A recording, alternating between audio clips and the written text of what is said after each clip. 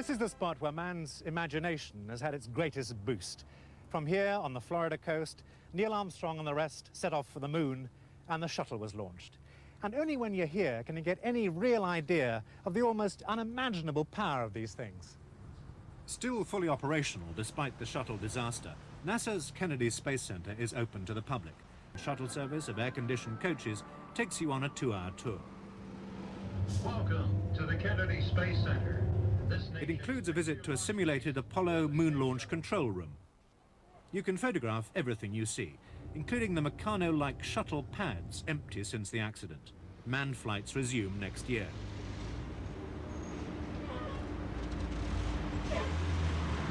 The 52-story-high vehicle assembly building, where the stars on the American flag are 6 feet across and the stripes are wide enough to park a bus.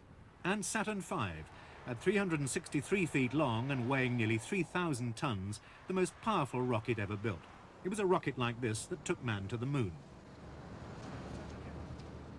Set in 41,000 acres, the Space Center is also a wildlife park, with more protected species than anywhere else in America.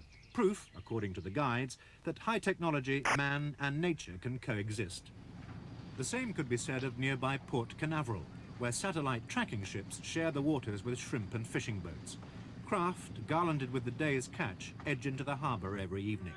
For around £20 or so, you get a full day's big game fishing, including hire of rod and reel. But if you prefer something more relaxed, you can board a large liner for a short cruise. Both these ships sail twice a week to the Bahamas, a 4-day break that can be combined with the holiday we're following.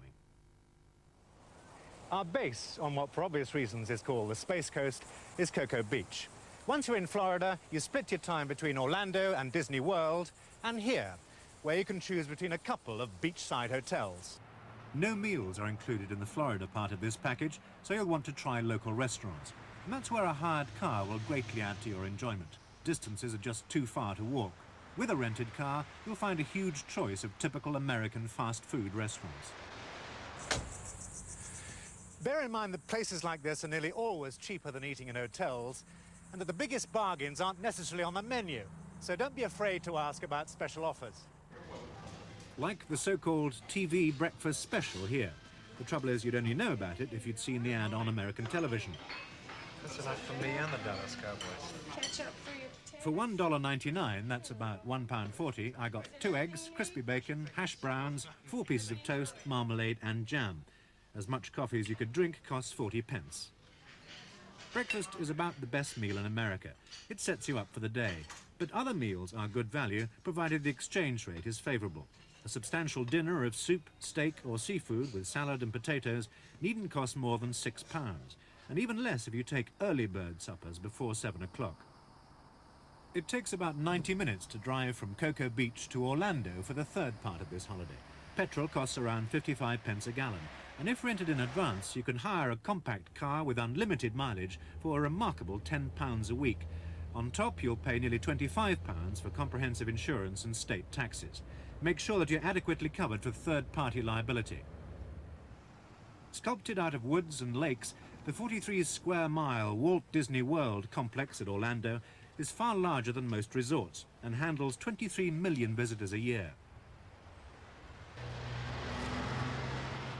They're linked by a 2.5-mile monorail. You can buy a 3-day passport, giving admission to both complexes. Epcot has a more serious side.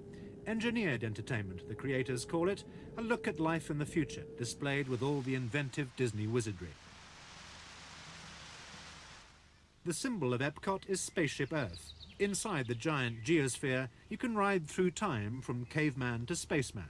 Altogether, there are some 20 major rides. One of Epcot's aims is to add to our understanding of the world about us. The latest attraction, the Living Seas, is a man-made ocean stocked with some 2,000 tropical fish. On a seabed journey 4 fathoms deep, you'll see shark, dolphin and giant sea bass. As creative and intriguing as many of the themes undoubtedly are, the slick organisation is equally impressive. Well-informed guides drill you with mind-boggling facts and figures, the long queues keep moving, no litter sullies the imaginative landscaping. Some 20 restaurants and fast food eateries churn out 200,000 meals and snacks each day. Fritters, fish and chips and cherry trifle. A corner of Epcot that is forever England. Well, sort of.